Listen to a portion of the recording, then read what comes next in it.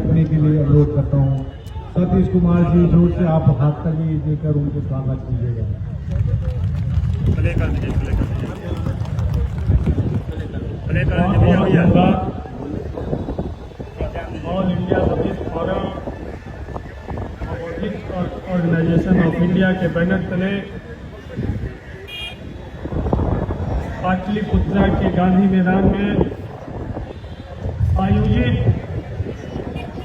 महाबोधि मुक्ति आंदोलन की ऐतिहासिक क्षण में पूरा सम्मानित मंच और सामने बैठे हुए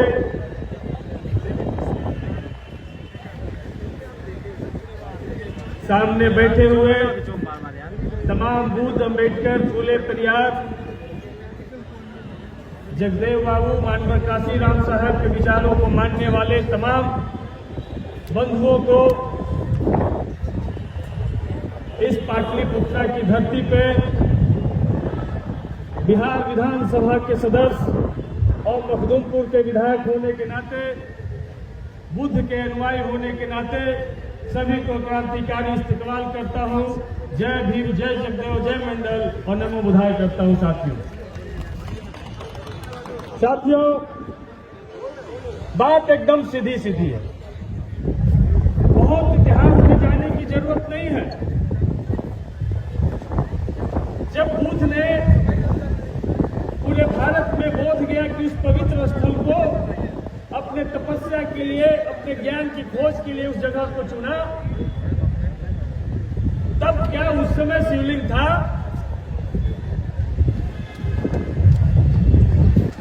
जब हेनसांग यहां पर आते हैं चीनी यात्री लगभग 629 ईसा में, जब वो अपने यात्रा वृत्तांत में जब लिखते हैं तो कहते हैं वो पवित्र स्थल जहां पे बुद्ध ने ज्ञान की प्राप्ति की वो बुद्ध मंदिर है, वहीं से पूरे विश्व में बुद्ध का संदेश गया।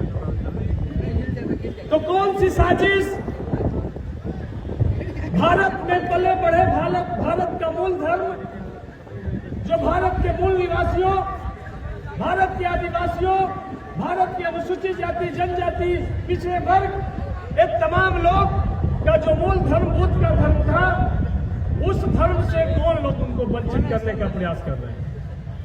ये साफ साफ जब आप समझेंगे तो जिन्होंने वर्षों से जातिवादी व्यवस्था बना करके, वर्षों से वर्णवादी व्यवस्था बना करके, एक के ऊपर एक जात को सरिया करके हमको जो गुलाम बनाए रखने की साजिश रचे हैं, वही लोग हमारे महाबोधि मंदिर को आज कैद किए हुए हैं।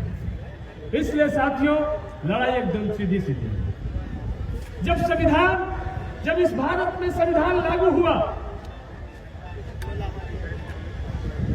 26 जनवरी 1950 को जब भारत में संविधान लागू हो गया, भारत पूरी तरीके से बाबा साहब के लिखित संविधान से चलना चालू हुआ, तो आजादी के पूर्व बना हुआ 1949 बीटीएमसी एक्ट क्यों लागू है, ये सवाल के घेरे में।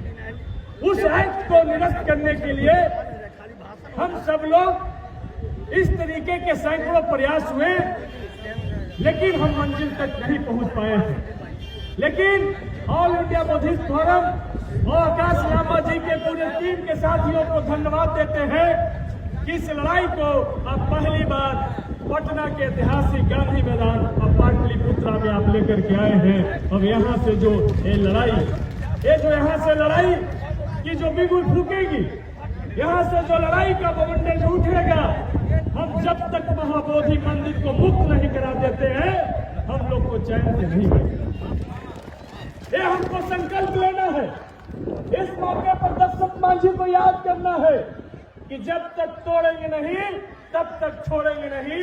वही संकल्प हमको आज लेकर के जाना है कि जब तक हम बीटीएमसी एक्ट में बदलाव ला करके बौद्धों के हाथ में पूर्ण अधिकार महाबोधि मंदिर को नहीं दिला देते हैं, तब तक हमारी लड़ाई जारी रहेगी। साथियों, पिछले सत्र में हमने सरकार के समक्ष सदन में सवाल उठाया कि क्या संविधान लागू होने से पूर्व बना बीटीएमसी एक्ट, जो अपने आप में गैर संवैधानिक है, क्या इस एक्ट को सरकार बनाए रखना चाहती है या बदलाव करके क्या महाबोधि मंदिर प्रबंधकारिणी कमेटी पूरी तरीके से बौद्धों के हाथ में सौंपना चाहती है?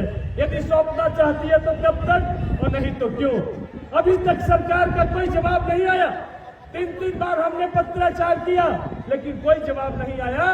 लेकिन आसन पर बैठा हुआ स्पीकर कहते हैं कि वहाँ शिवलिंग है, आपको मालूम है? तो हमने कहा आपको मालूम है?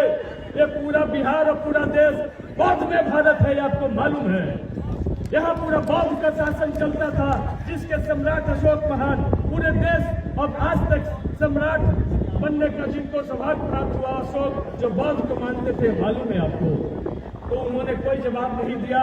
इसलिए साथियों, हम तमाम लोगों को इसी तरीके से जो देश के कोने कोने से बौद्ध धर्म के मानने वाले, बाबा साहब के मानने वाले जो धर्मावलंबी आए हैं, उनसे यही निवेदन है कि इस लड़ाई को गांव-गांव तक, व्यक्ति तक पहुंचा दीजिए।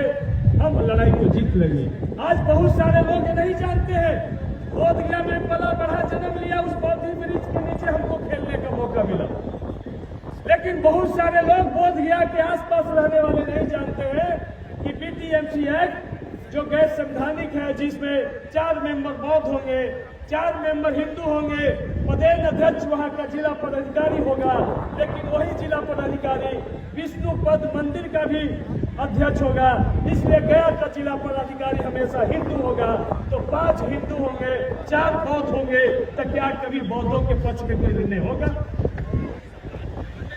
तो ये इसीलिए हम चाहते हैं कि भैया अयोध्या में राम जी का मंदिर नरेंद्र मोदी जी ने प्राण प्रतिष्ठा करवाया है, उसमें भी 4 बौद्धों को मेंबर बनाओ।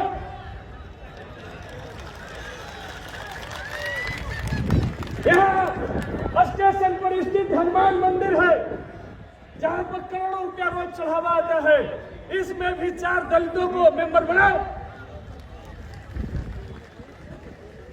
यहीं पे गुरुद्वारा है, जहां गुरु गोविंद साहिब भी यहाँ विस्थापित है। हम चाहते हैं गुरुद्वारा में भी गैर सिखों को मेंबर बनाओ।